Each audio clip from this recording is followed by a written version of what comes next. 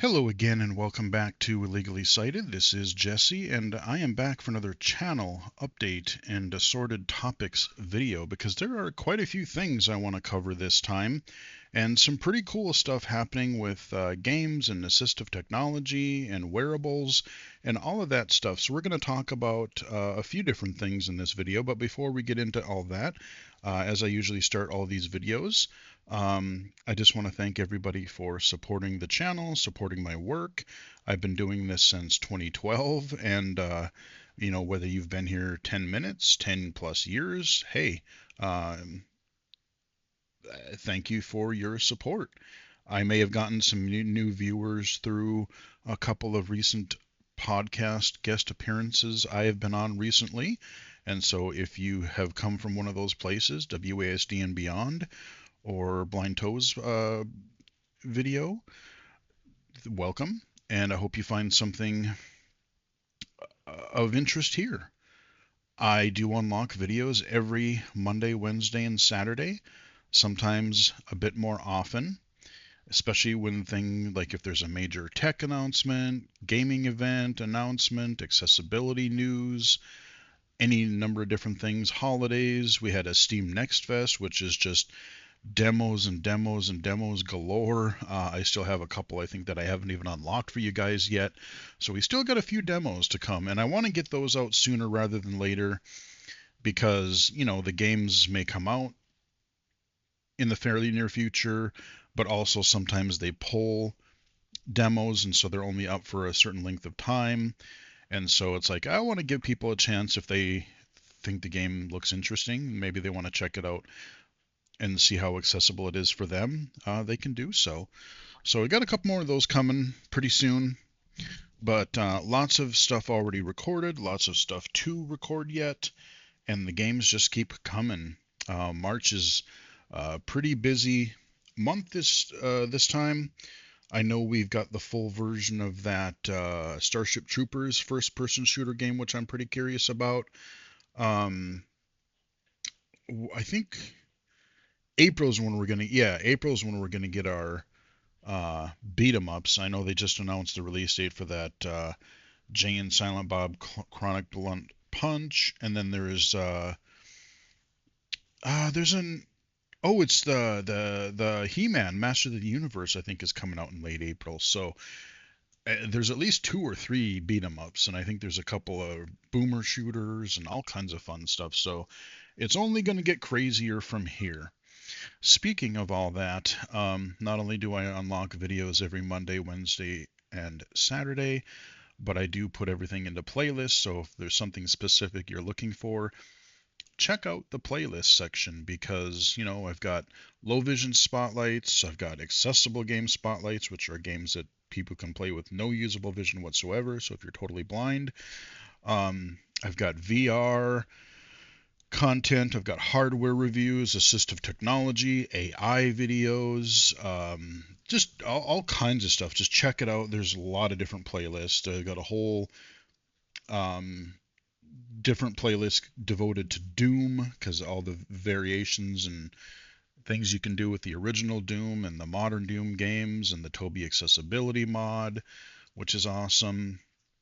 But all of that stuff, the Growing Up Illegally Cited, the podcast presentations and interviews, got a few things new there.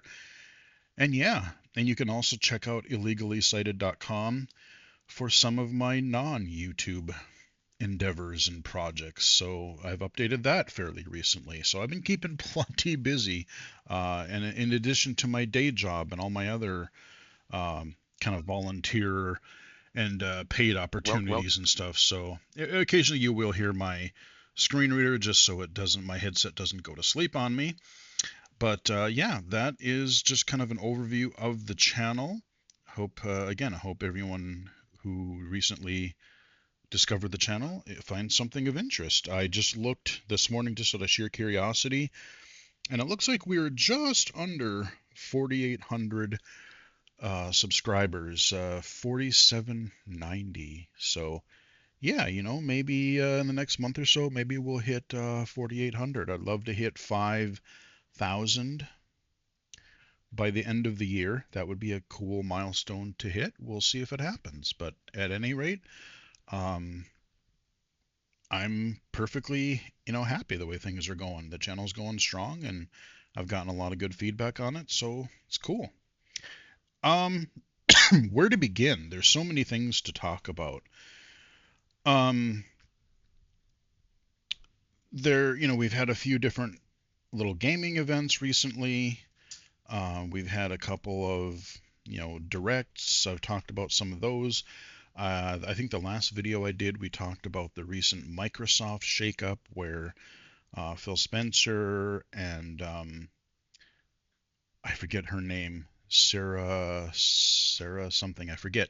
Um, we're both quitting, retiring, whatever, and we got kind of new leadership shakeup.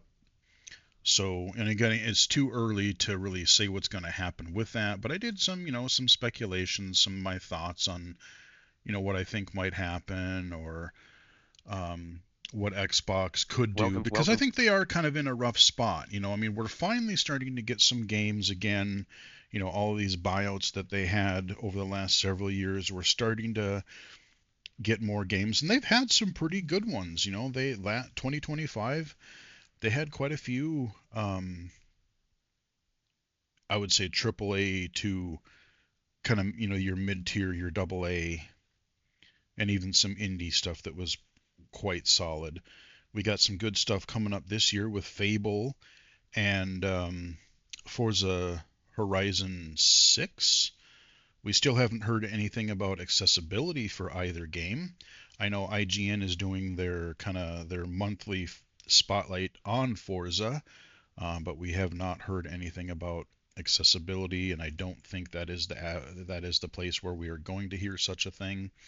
And I really, really hope they announce it sooner rather than later, because it would be nice to know, how much or how involved or how in depth people will be able to play the game. Um, and then we have some news which is really kind of annoying, actually. I mean, in a business way, I sort of get why they're doing it, but Welcome, welcome. Sony, after this whole Microsoft hubbub, Sony and PlayStation, they're like, yeah, we'll probably keep the multiplayer stuff coming to other platforms like PC. But yeah, you know how we've been doing like your Horizons and your um, Spider-Man, The Last of Us series, and those have been coming to PC the last couple few years, and now they're thinking it's looking like they're gonna pull back on that, and they want to basically, incentivize people to say, hey, you want to play these games, you got to get a PlayStation, you got to get a PS5. And like I said, I can kind of see why they're doing that. I mean, Nintendo, that's just kind of the way they've always rolled. You're never going to see Mario Odyssey or something on the PC. Um, but I don't know, man. I mean, it's been really nice, and I know there's even been a few accessibility cases where people have said, well, hey, because of the adaptive hardware that is available for the PC, that is not necessarily supported by PlayStation, hey, I can play The Last of Us or I can play some of these PlayStation games because of my hardware needs. If you have a motor impairment, physical impairment, or something, you can do these a lot more with customizable controls and stuff. So, and I like having, yes, I have a PS5, but I've purchased both the Last of Us 1 and 2 for PC and played through both of them. I'm kind of waiting for the Spider-Man games to go on sale on Steam, and I will probably pick those up at some point just to have them too, because again, it's again, you have the more flexibility. I can play with keyboard and mouse. I can play with controller. I can record easier because I'm not, mirroring something to something else. Um, if you have a high-end rig, it might look and run a little better. So yeah, I mean that's kind of disappointing to hear, especially with Microsoft being like, "Hey, let's put our stuff everywhere," and I wonder, they probably won't go back on some of on some of the stuff that they've already announced, But if Sony's going to be that way, I wonder if Microsoft or Xbox is going to be like, maybe we shouldn't put our Forza, maybe we shouldn't put our huge AAA once exclusive titles on Sony if they're not going to play with us. Or maybe they will. I don't know. I mean, like I said, Sony is kind of in the lead as far as like they have a better reputation right now than Xbox does. So that also plays into it. So those are some Welcome to Xbox and PlayStation updates that are sort of interesting and I think could definitely impact people. It's like, can you afford a console and a PC? I don't know. I mean, there are things that consoles do really nice, although consoles have become more PC like. I what was I playing? Oh, I was the God when I was doing the God of War uh, game a few weeks ago. I hadn't turned my PS5 on in a while, and it was like, oh, okay, I got to update the console. Oh, I got to update the controller firmware. Oh, I got to do this, and I got to sign in, and I got to do that other thing, and then maybe okay, now I can go download the game, and then I kind of miss the days of putting in a cartridge, putting in a disc, and playing an essentially finished game. I mean, I don't know. I mean, consoles are kind of just PCs now, and just in a different, they just have a little bit of a different interface in your PC stuff. Speaking of PC, not necessarily PC, but computers, Apple just announced a few of their entry level products last week. So we got a new iPad Air, we got a new, they call it the Mac Neo, which admittedly is not a terrible idea. I mean, overall, like for an entry level machine, the specs don't seem terrible. Um, they're basically using mobile processors, so they're not even using the M1 or the M series, but I believe they're using like your processors that you would have on an iPhone or an iPad. But the laptops start at 599. So instead of getting a crappy Chromebook or a really really entry level Windows PC, I mean you can get some good. Well, with the RAM apocalypse right now, I don't know if you still can. But under more common times, shall we say, you could get a pretty sweet entry level Windows PC for like $1,000. I mean, yeah, you're not, if you want to play high end games, you're going to have to get something more substantial. But for school, for work, for anything kind of non gaming, you can get a pretty sweet rig for a laptop for a pretty affordable price. Um, and so it's nice to have something on the Mac side. It's like a 13-inch computer. But the thing that really stood out for me is that it only has 8 gigabytes of RAM. Now, I know people will say, yeah, but Apple manages their, welcome to everything's all integrated and everything. And so the way Apple handles their stuff, 8 gigs of RAM goes a lot further than what you would do on Windows. And that is probably true to some extent. But the problem is, especially people watching this video, a lot of people who are watching this also probably use assistive technology on top of your regular computer software. So you have to remember you're not just running the internet, you're not just running your email, you're not just running Pages or Numbers or Keynote or whatever app you want to use on the Mac, GarageBand or whatever it is. You're also running possibly magnification, possibly voiceover, possibly both. And so I would argue, like on a computer platform, that has a little bit more openness, a little bit more kind of open-ended capability than you would have on, let's say, a phone or a tablet where everything has to come through the App Store. 8 gigabytes just doesn't seem like if they would have had, if this would be 16 gigabytes, I would say that's a hell of a deal. Um, Even just to play around and have access to dinging around with something Mac related, I might even consider picking something, picking one up if if it had 16 gigs of RAM. But um, especially if you're using VoiceOver, yeah, I mean, I'm trying to remember what my iPhone 16 Pro Max. I'm trying to remember if it has 8 or 12. I might only have 8. Um, and it runs generally fine. But again, if you're running more computer-centric software, you just never know.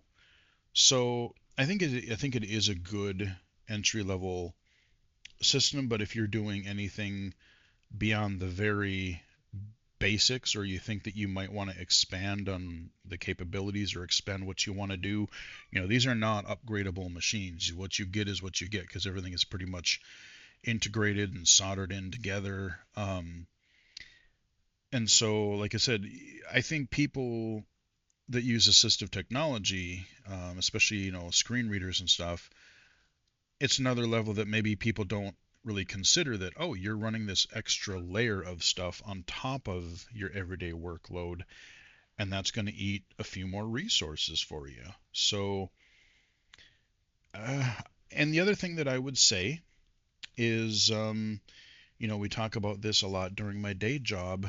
Um, there's nothing wrong with the Mac. They're fine.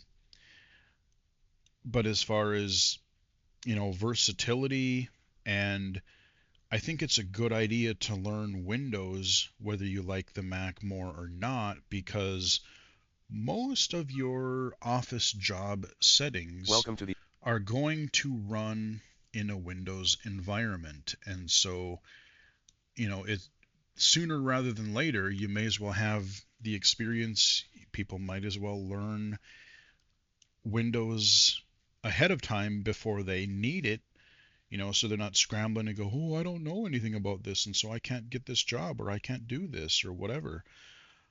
And the other thing that I would say is, for better or for worse, voiceover is fine and all, but on the computer, um, you're going to be using, like I said, some kind of a different programs here and there. And if it works with voiceover, cool, you're set. But if it doesn't, you're kind of out of luck. And so just the variety of options, the variety of tools that you can get on a Windows machine. I can run NVDA for free. I have Narrator built in, which does come in handy from time to time. If I really need it, I can get JAWS and I can use it. Um, there's NVDA add-ons that do all kinds of different things. I've been playing with one that I'm thinking about doing a video for at some point, because it is kind of neat, and it adds things that, kind of like your Picture Smart and your um, Be My Eyes apps. It kind of does some of those types of things well, just as a NVDA add-on, and it's kind of become pretty handy. Um, so there, and then we have Be My Eyes for Windows, and we don't yet have that for Mac. I'm sure we will at some point. Um, but when it comes to just getting things done, not just checking your email and social media or a little bit on the internet, I think that Windows is a better long-term prospect for blind and low vision users. You got Zoom Text, you've got Fusion, you've got Windows Magnifier, and some of the other vision enhancements that Windows has. So I don't know. I mean, yeah, the new Apple stuff is meh, it's okay, but um, that's just sort of my thoughts on it, and some things to consider that your average podcaster or news article isn't going to cover. But also trying to kind of transitioning over to still computers and Windows and welcome. such. CSUN is happening this week. I mean, both CSUN and the Game Developers Conference is happening this week. And we knew that they were going to have some more news and announcements, and I know people will get their hands on some of these devices this week. Um, but we're having these, all new, this year they're doing the whole big note taker thing. So for people who use those, we have the Braille Sense or the Braille Note Evolve and the Braille Sense 7. Um, and it's kind of interesting that they are kind of splitting apart again. The Braille Sense is still sticking with Android, so they're going to have a newer version of Android, but they're still going Android. Um, the Braille Note Evolve, I think, is sort of interesting because they are basically kind of pulling they're doing a Windows device. So they're using Windows 11. It's kind of like a different version of, you remember the L Braille from a few years ago? Boy, that was an underpowered thing. I remember getting a demo of that at work, and they're like, "Look at this, you can run open book on it." And it was like, it was just so slow. And I'm like, "Well, that's cool." And then I took out my phone, snapped a picture of the same document, and within like 2, 3 seconds, boom, it was reading. I'm like, "Sorry, I didn't mean to upstage you, but eh. I mean, it was in theory kind of a neat idea because you could basically have a thumb drive computer and you could just modular connect it to like a focus display, which isn't the worst Well, idea. But it just didn't seem all that good. From what I remember, I don't remember the exact specs for the Braille Note Evolve, but they are running Windows 11. Everything that you can do as a Windows machine, you can do on this new Braille Note. So if you want to run Keysoft, if you want to run NVDA or JAWS or whatever, you can, anything that you can do again on Windows, you can do theoretically on that device. Now, of course, I haven't gotten hands on. I don't know when the exact release date of this either one of these devices is going to be. And the one thing I will give the Braille Note Evolve is that one of the things that we welcome to the often, again, through my day job, we find I work a lot with transition aid students, high school, early college, is that we find people, come to us, we do a tech eval, tech assessment with them, figure out where they're at, what they need, and they grow up through, elementary school, junior high, high school, and some people just have never really used a computer. They were just given, well, here's a Braille note taker. It's a blindy thing. You go ahead and use that. Um, Maybe they have access to a Chromebook, or maybe they have access to an iPad. But depending on when they come to us, our organization, and get help, we're looking at things beyond, for high school, but also beyond high school. Getting that job, getting that after school job, getting the summer job, getting college or a trade school, or going to work after you graduate. And again, computer skills are needed. They're not going to ask you okay, can you do this job? How do you do this on your Braille note? They're going to say, can you use our database? Can you use our website? Can use the programs that we have to use? And so I think at least the nice thing in theory about the Braille Note Evolved is that it is running Windows, so people will be getting theoretically some of those kind of concepts and skills while using that device. But because I haven't seen one, I have this theory that I wonder if it's going to be like the initial experience. Is it going to be like you remember there was that guide software? I forget the company that makes it. Isn't that Dolphin? Um, but you're in this like you boot up Windows and then you're in this Keysoft environment. You're in this blindy environment, and so unless you choose to go out and use NVDA or you choose to go to your desktop environment, you're still going to be in a simple menu interface, and it's all extremely kind of stripped down and maybe a little more blind friendly, and not to say that's a horrible thing. um but I think it's helpful, and it's important to learn to use some of the same tools that your average computer user uses so that they're prepared, that they're ready. Um, it'll be interesting. I'm sure within the next few months or so, whenever it comes out, especially through my day job, I'm sure I will have access to one at some point, whether through our dealers or if we get one.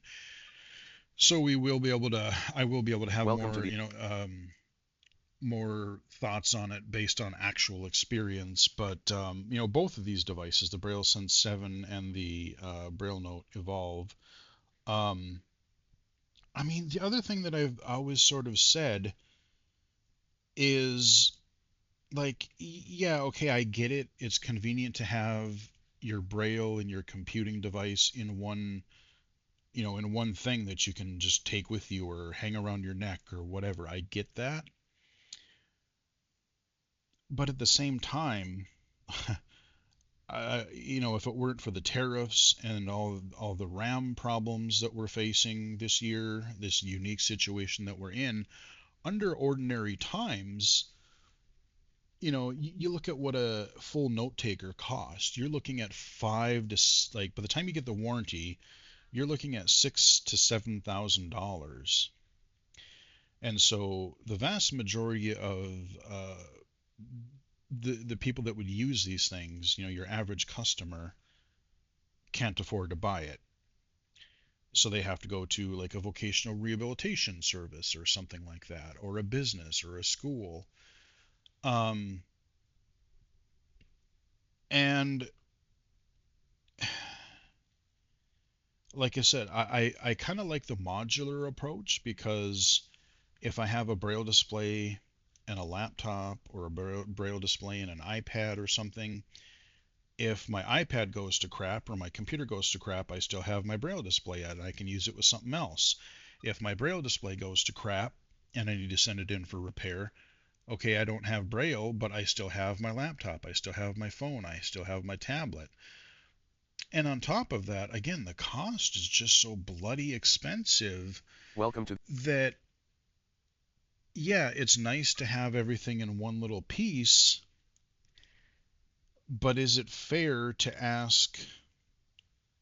I mean, it's easy to say, yeah, but I want it because I don't have to pay for it. Because again, your average blind person is not going to be buying it from themselves. They're going to go to their counselor, their VR counselor, and go, I want one of these, buy it for me. So they don't have to worry about who's buying, or they don't have to worry about how much it is, as long as they can get someone else to buy it for them. For $6,000 to $7,000, I could buy a $2,500 to $3,000 braille display. I could buy a laptop. I could buy a phone. I could buy some meta glasses, and I might even still have money left over. Or I could buy this one device that, again, everything is built in. It's cool, but then if it breaks, you're out of luck because it's all one device. Um, and I don't know, like it's just I've always just I don't know the six the between, like I said, $5,000 and $7,000. Um,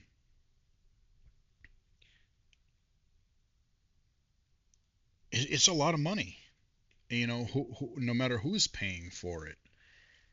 And so I don't know, I have sort of this problem of like spending that much when, like I said, yeah, I might have multiple devices, it might take up a little bit more room, but I can still get 99% of the way there, by picking up a laptop or a computer or something, and then a braille display if I want to go that route.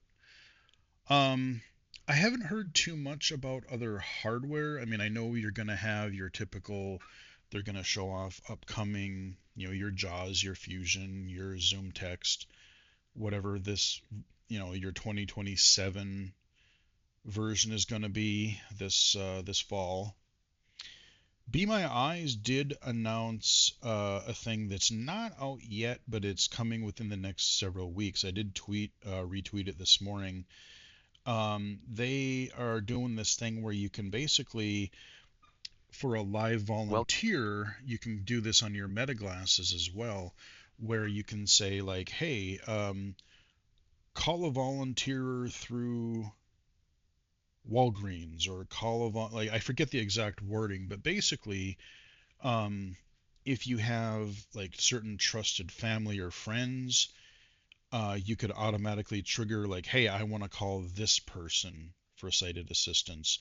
Or you know how they partner with different businesses and organizations. So if I'm in an airport, or I'm using Amtrak, or in, I think, Walgreens, or any number of these, I don't even remember them all. Um, but if it's one of those supported companies, you can actually just ask to be connected to a person through those businesses, and so you'll kind of get more specific subject matter expert help.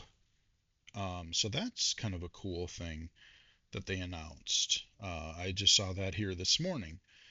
And I'm sure there's going to be other announcements that I will miss just because of when I'm recording this.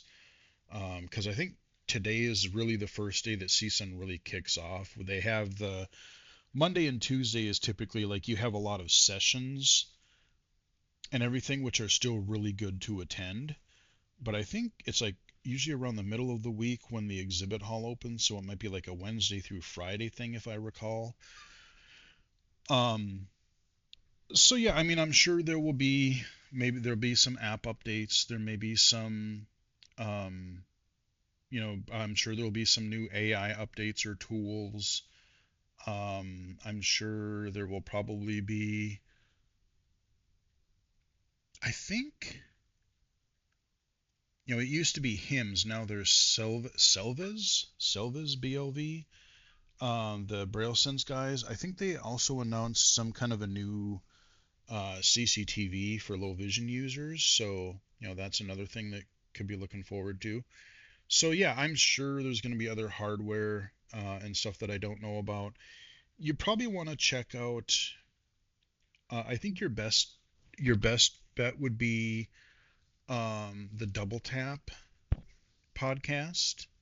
They do a daily thing. They do like every day, every weekday anyway. They do podcasts, and I'm sure they'll be covering some CSUN content. I'm sure the Jonathan Mosen, the was it Access On, I'm sure they'll have some stuff in the next few weeks, and I'm sure other people who were either at CSUN or are covering it somehow um, may have more direct access than I do currently.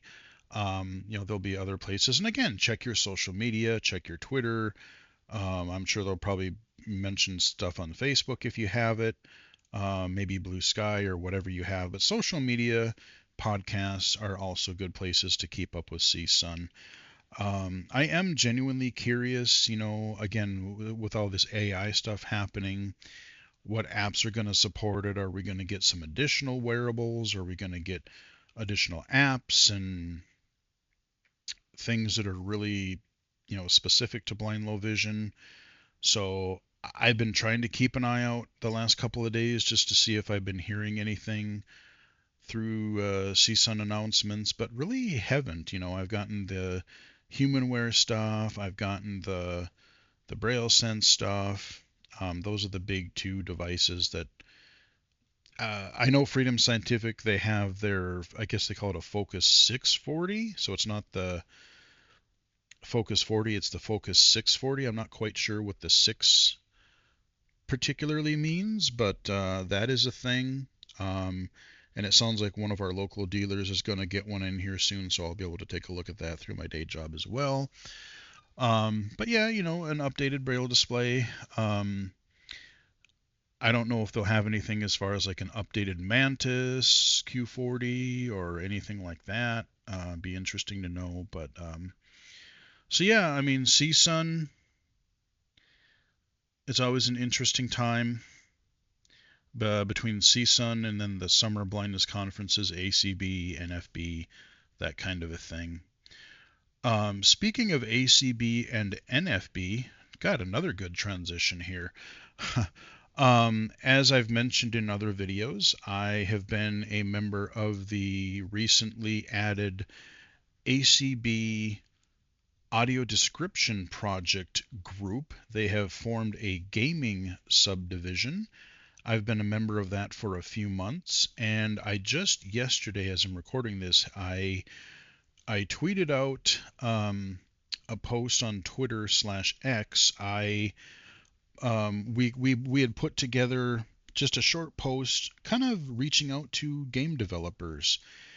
And right now we're kind of having the problem of if a game has audio description in it, if a game has other blind accessibility features in it, cool, but can we know that ahead of time? Can we know that at launch, period?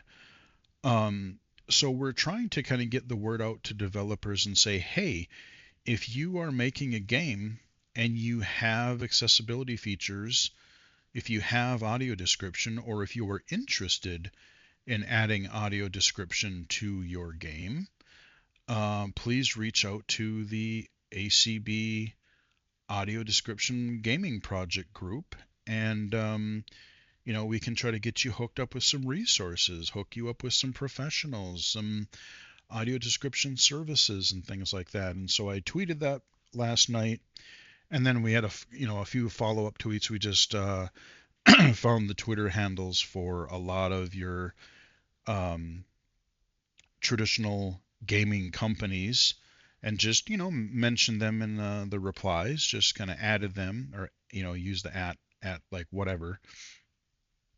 And so we'll see if we get any people responding to us, any developers who have projects that they, games that they're wanting to add audio description for, that we can help kind of get them, set up with it, or get the word out there that get the word out there if they have audio description planned for their game. So that's been another project. I've been working with the ADP gaming group. Looks like we're going to have another session. I will likely be there virtually because summers are generally a busy time for me with work. But we're going to have some sessions at the ACB conference. I don't want to say anything too specific about it because we're still in the process of getting all of that stuff together, but it's going to hopefully be a little bit more substantial than the presentation that we had last year. Let me hold on one second. Let me get a drink of water here.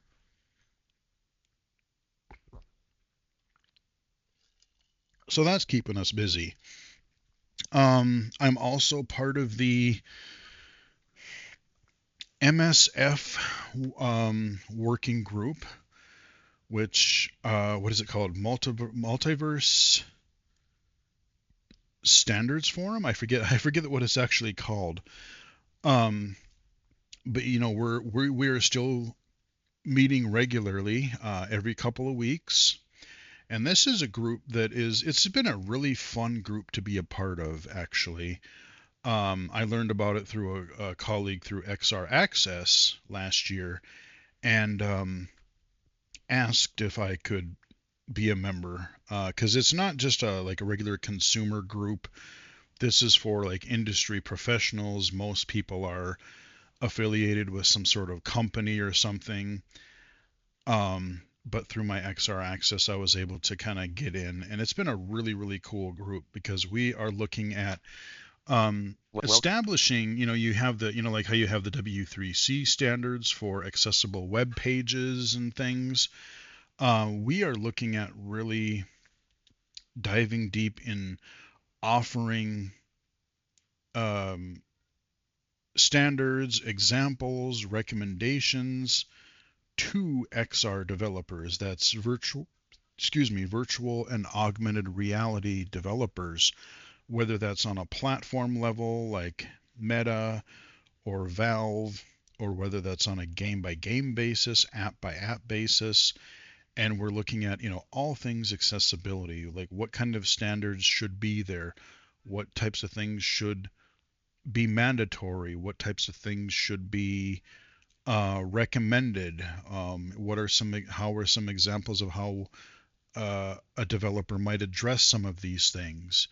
either something that's already out or conceptually something that isn't out, but explain it really well, or borrowing from other media, flat screen games or apps or things. And so it's been really fun, just diving deep into trying to figure out what these accessibility standards should be. And again, it's yes, I'm bringing a lot of firsthand perspective as a legally blind low vision user, and also being friends with and knowing many other totally blind users. um Bringing a lot of perspective from there, but even just thinking about general user interface stuff, or um any other disability, whether it's like cognitive, physical, motor, hearing impairment, um, any number of things. So it's been a really fun thing, and we're getting fairly close. We're hoping to have a document 1.0 out here in a couple months. I'm hoping. So I, like I said, I'm really. That's been another really fun and rewarding project to work on.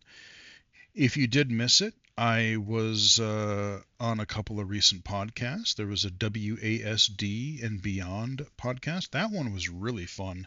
I thought we had a really fun conversation, just about the industry in general, game accessibility, some of the recent Microsoft news, because we recorded that right after Microsoft's Direct.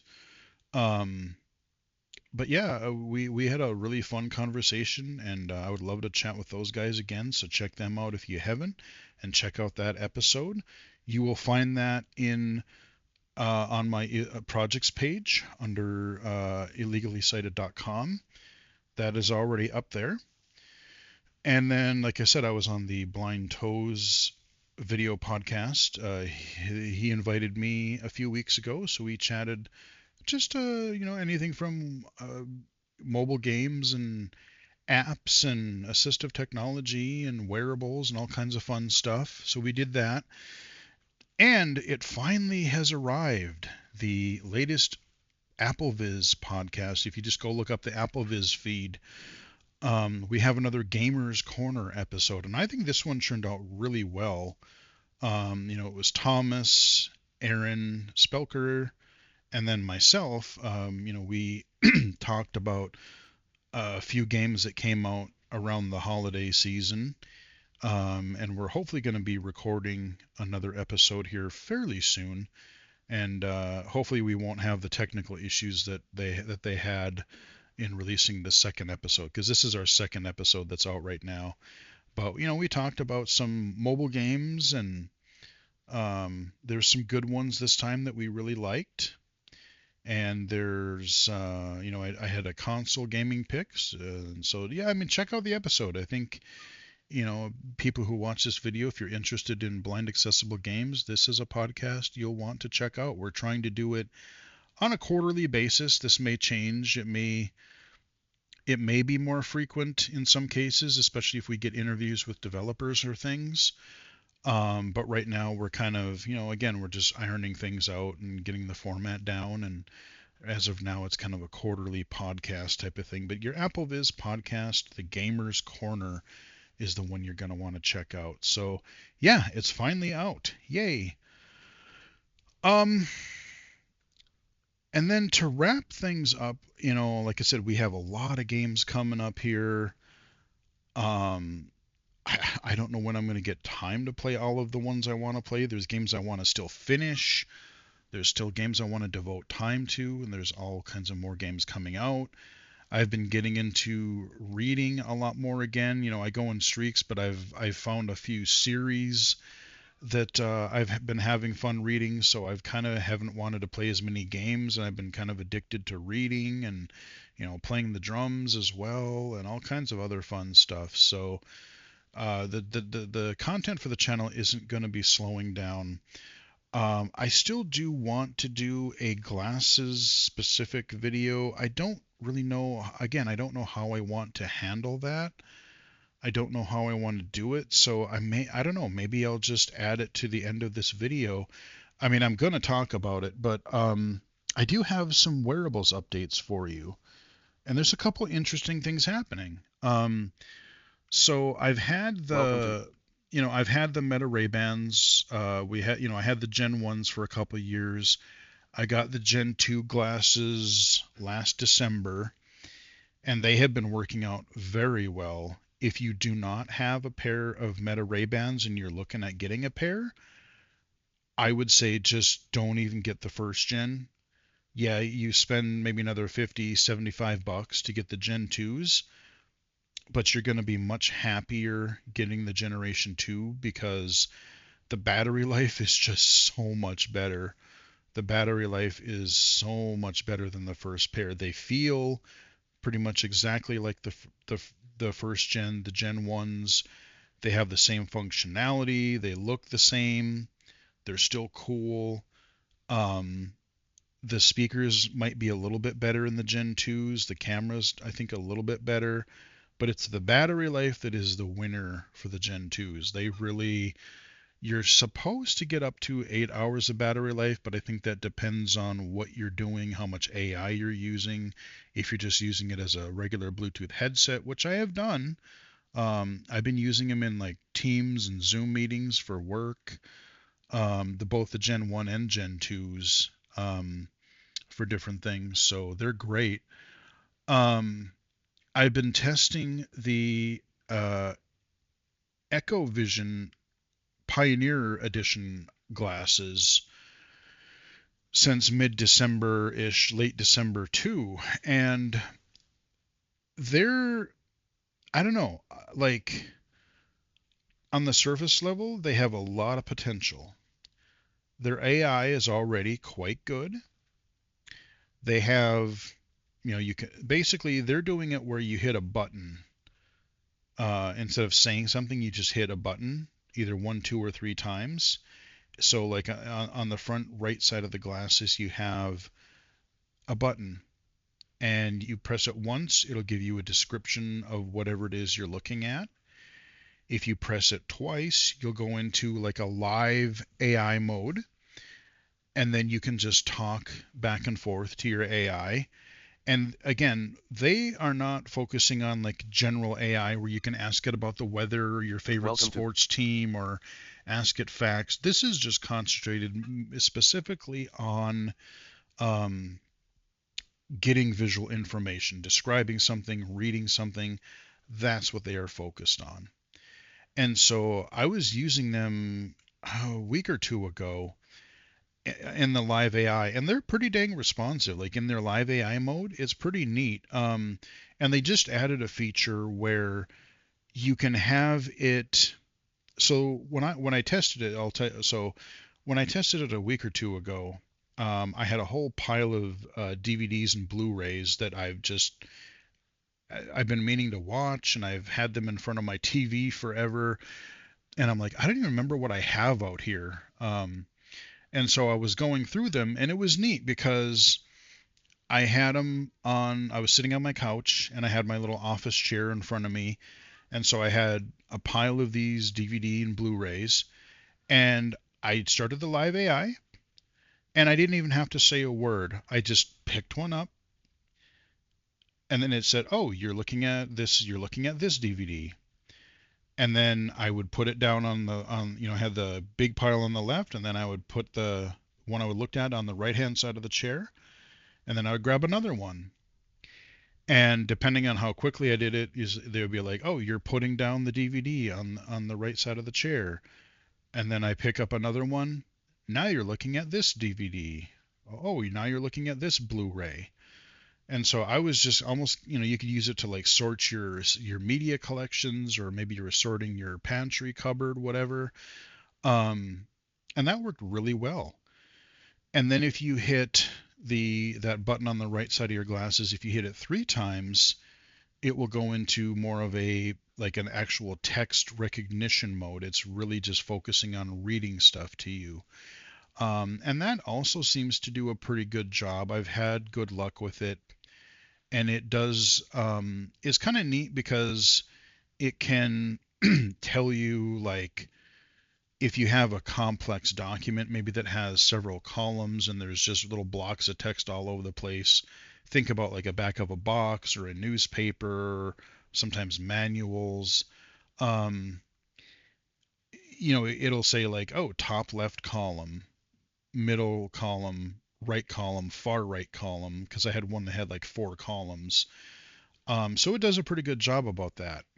And recently they added a verbosity feature where you can say, do you want all of that information or you just want to stick to something a little bit shorter? So, maybe I just want to read the text and I don't really care about all the formatting.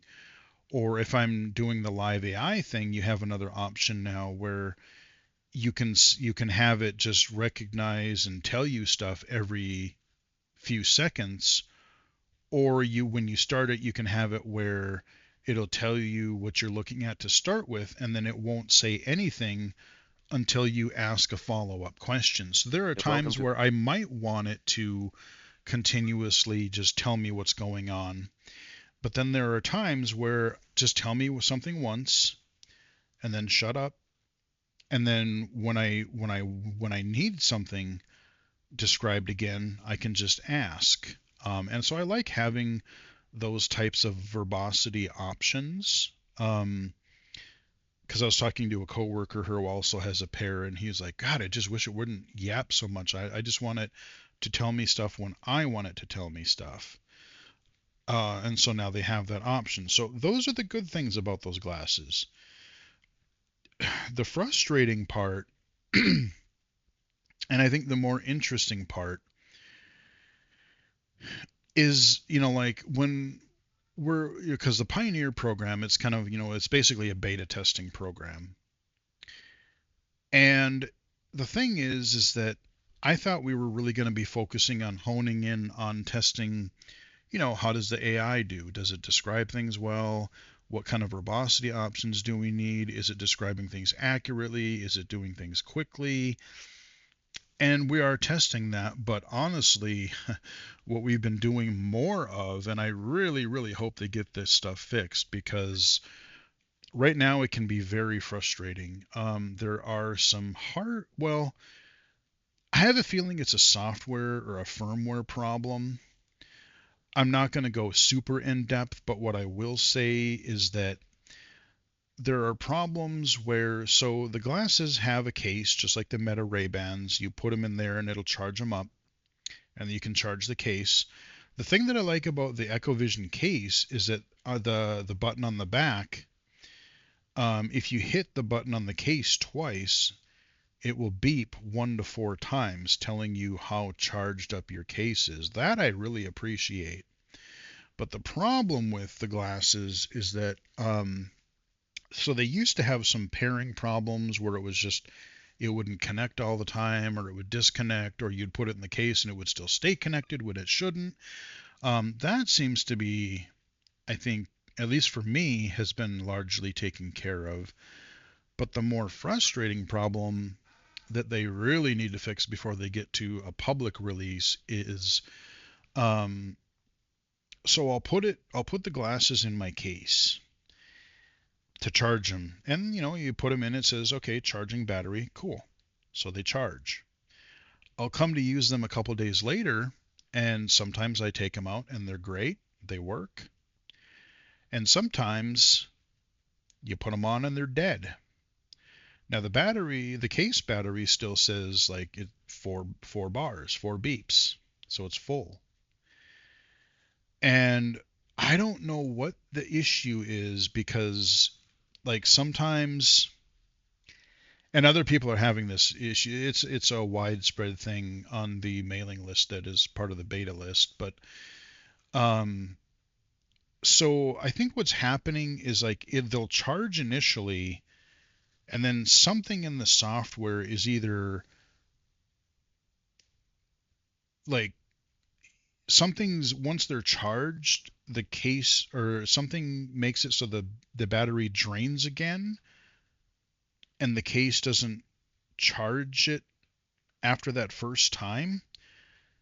because that's been the most frustrating part is I'll go to try to like, oh, I'm going to take them out of the case and I'm going to try to use them for something, whether at home or for work or, if I want to show them to somebody.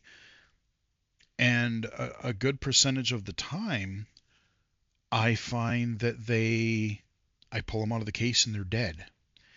And then I got to plug them in.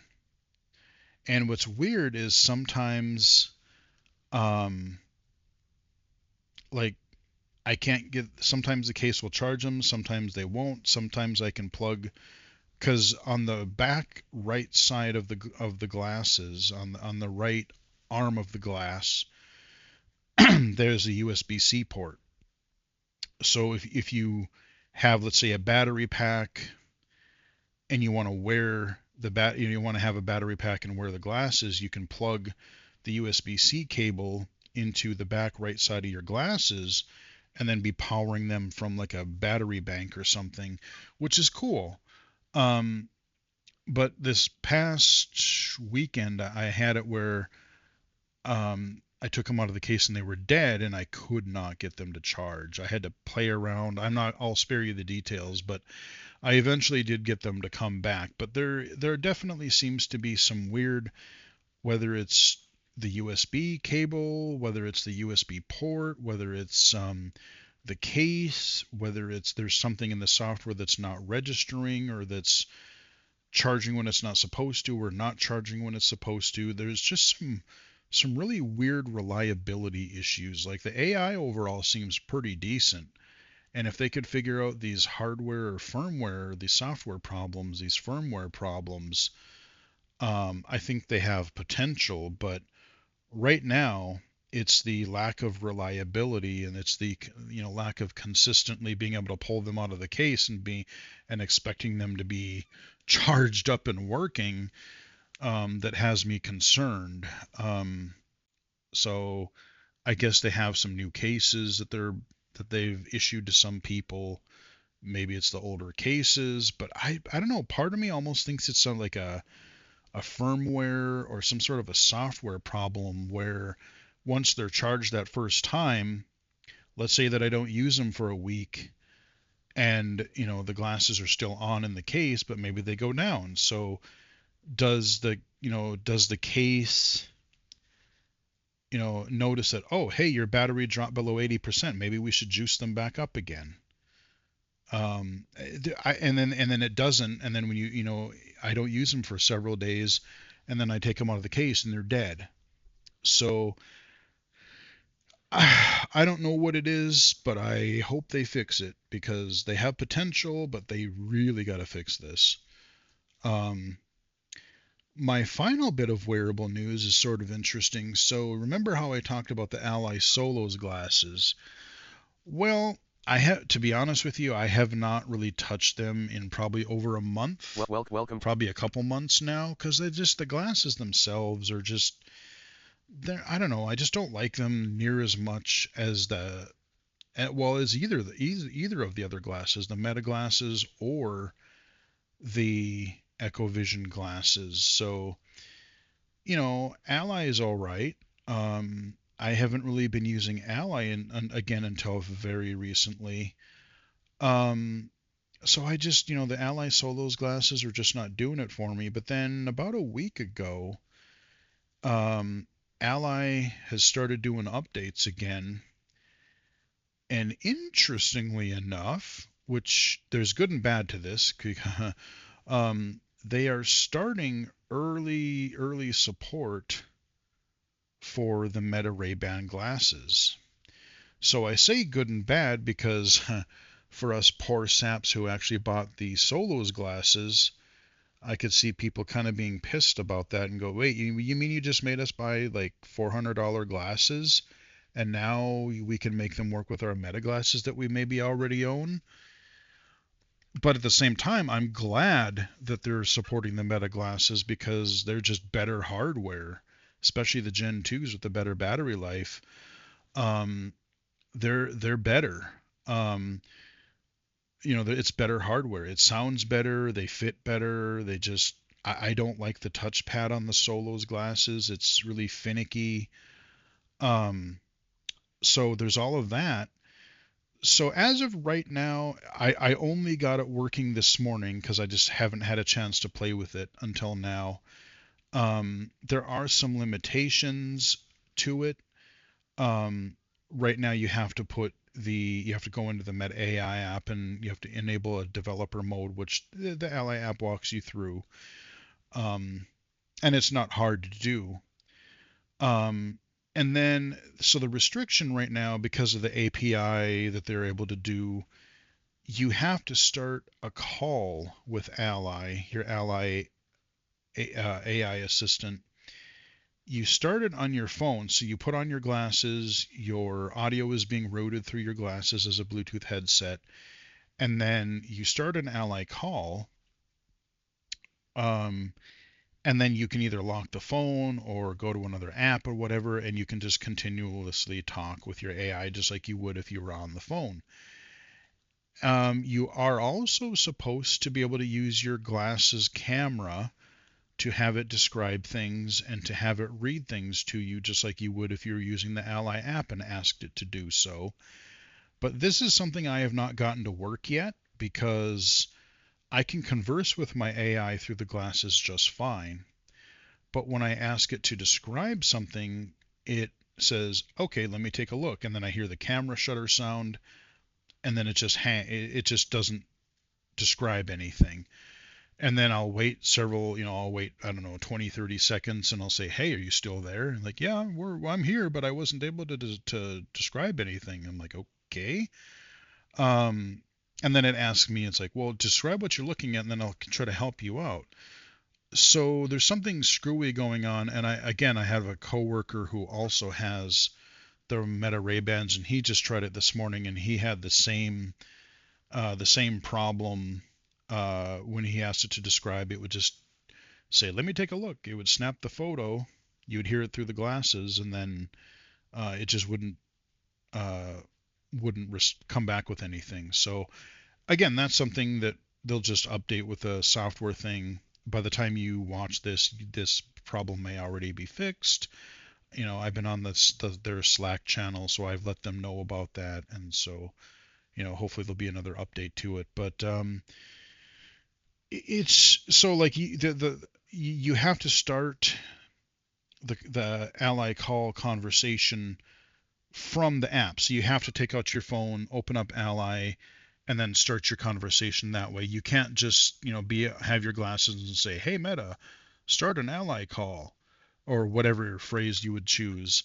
They say that's a API limitation for third-party developers, and I'm hoping that Meta will work with Ally more directly because it is should theoretically totally be possible if Meta allowed it, because you can currently, you can't use Be My AI, but you can, from your glasses, once they're set up with the Be My Eyes app, you can say, "Hey Meta, be my eyes," and it will literally launch a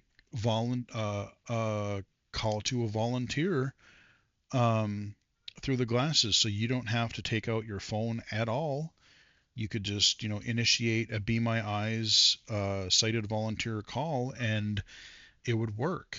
So, there's a possibility that it could work in the future. Like I said, I think maybe Meta would have to get a little bit more involved and allow that particular exception within Vision so that the Ally app can be initiated through a voice prompt.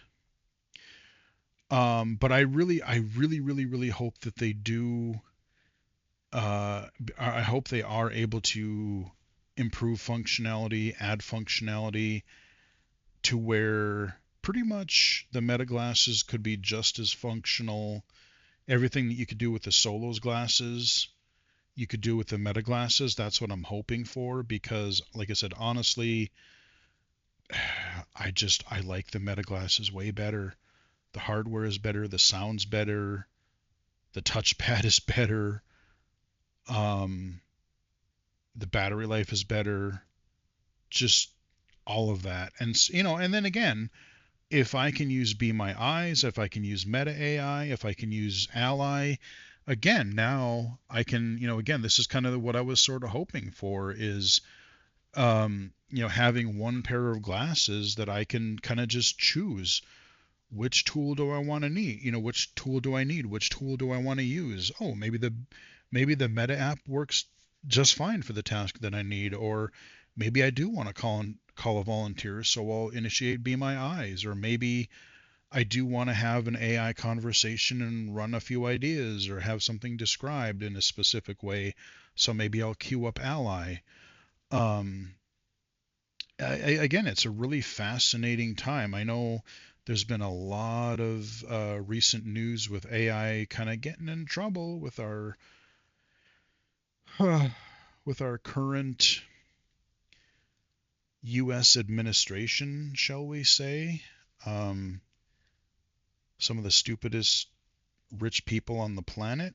Um, we've got there because there's been this whole thing with Anthropic and Claude being used as part of this this war effort that Tweedledum Trump started. Um, and so there's been a lot of fallout with that. And then OpenAI is like, well, we can do it. And so, the government is mad and they're like, oh, well, if you're using Claude, if another company is using Claude and they do any business with the government, well, now we won't um, do business with you because it's a whole, like, there's several, like, just go look up the Vergecast, the Engadget podcast, any number of things. They kind of detail it pretty well, but there's been a lot of, again, AI is a tool just like any software, any hardware. um, it's who uses it and how they use it, um, that could be good or it could be a horrible problem. um, you know, I know people are definitely concerned with like things like the Meta glasses, and you kind of remember when the Google Glass was a thing, the whole glass hole terminology.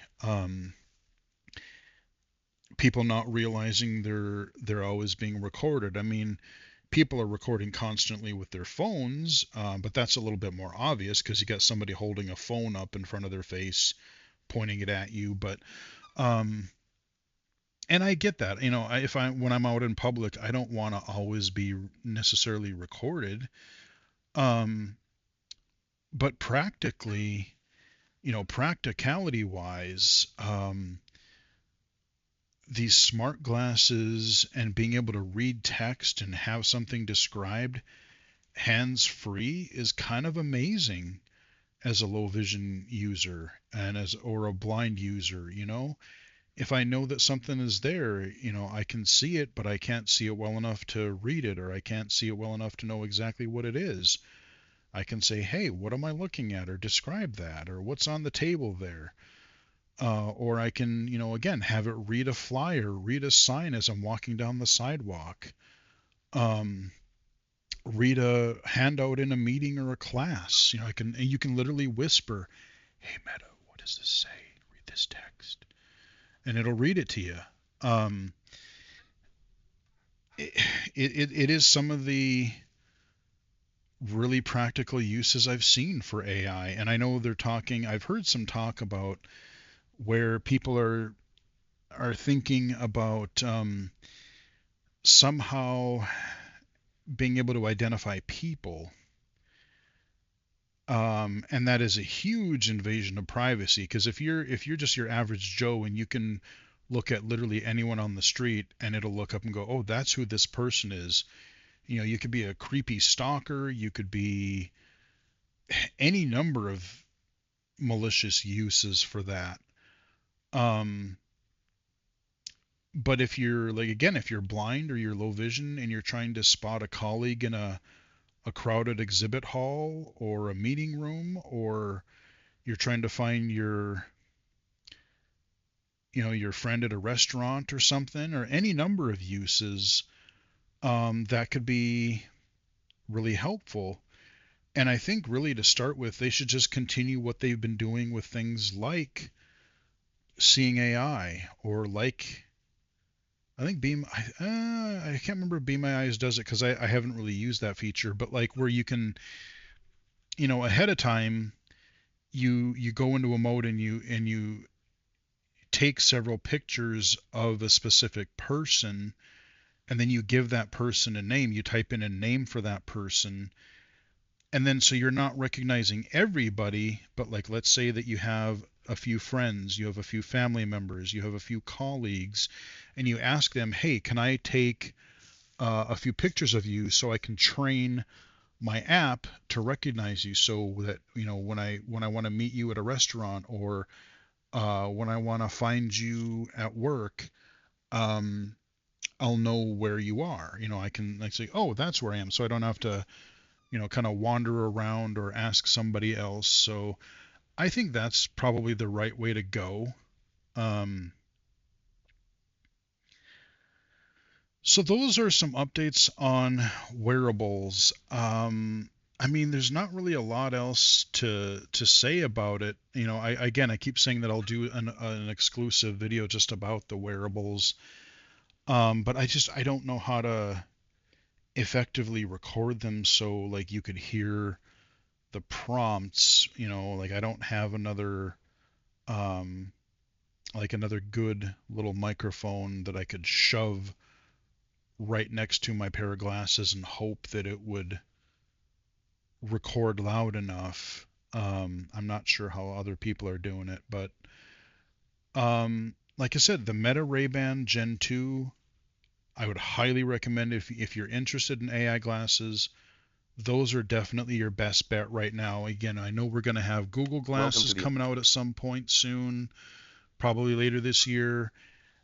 I mean, Apple, I'm sure they're going to have a pair of glasses. I know they're working on a pair, but the Apple glasses, I would say, I'm guessing, are probably a ways off because in order for the glasses to work, you maybe have to have AI that actually works. You can't just have Siri, who's dumb as a box of rocks.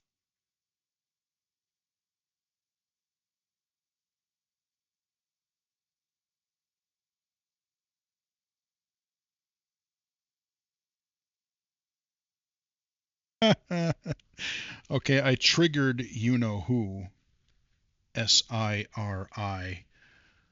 Um, it's like I can look on the web. Who is dumber as a box of rocks?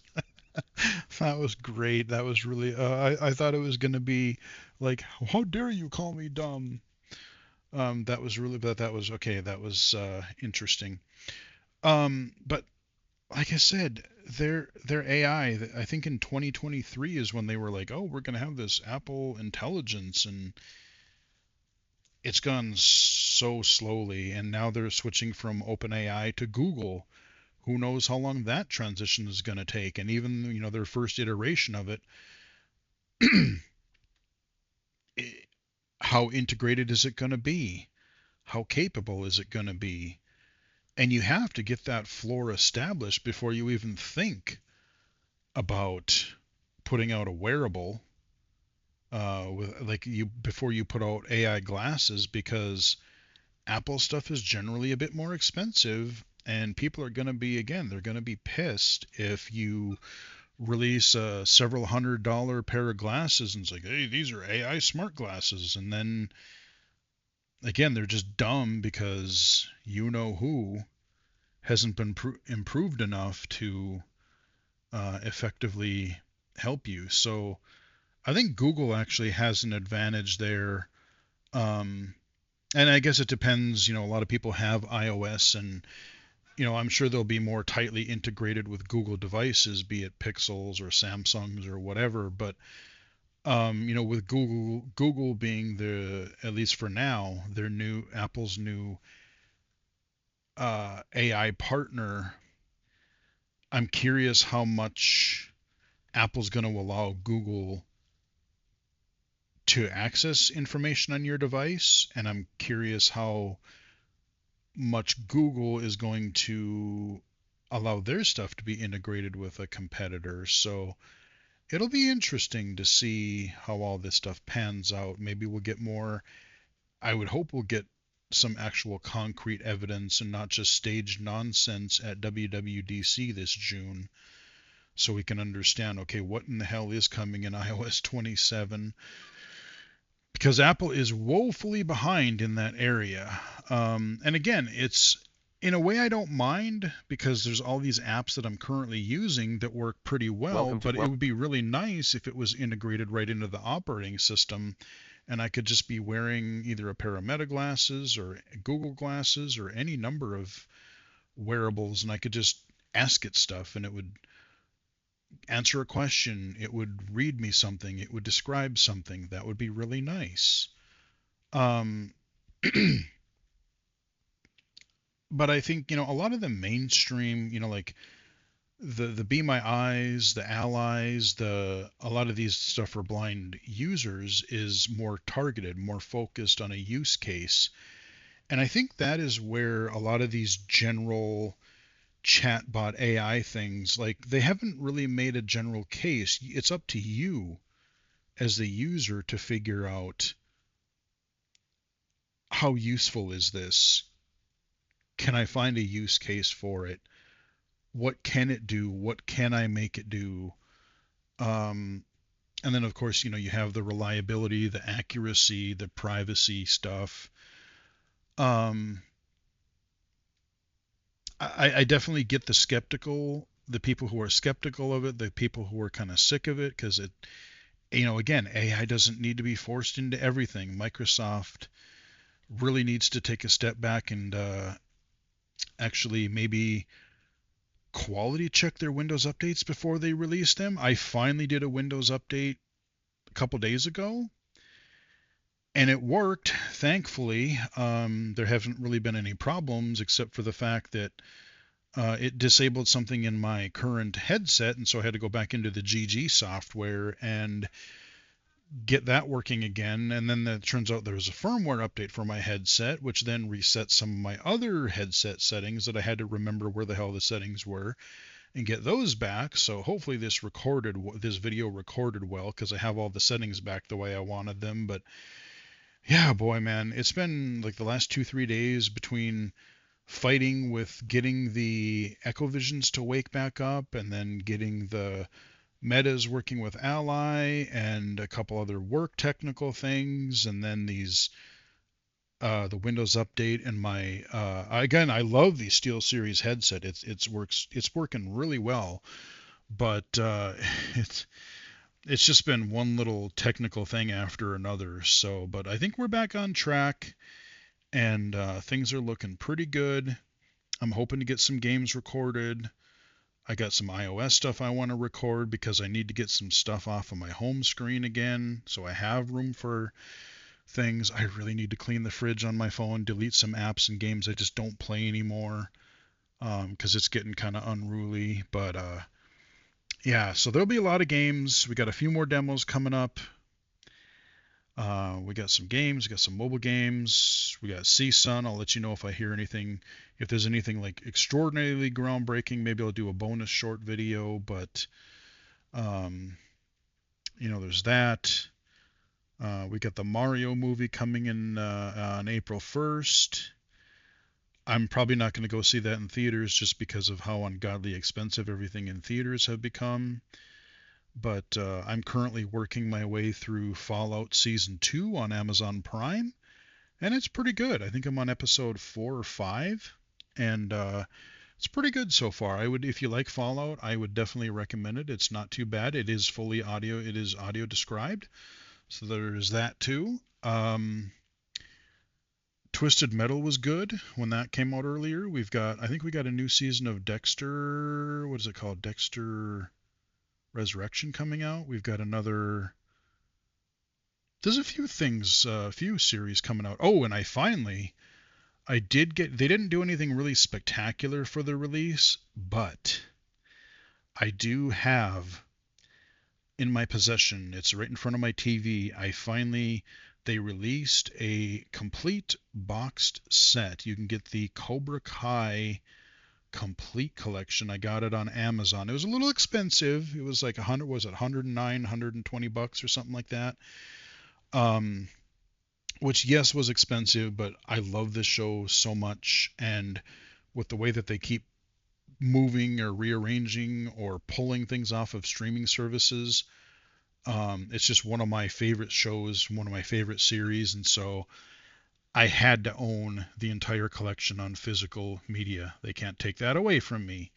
And so now I have it, and life is good.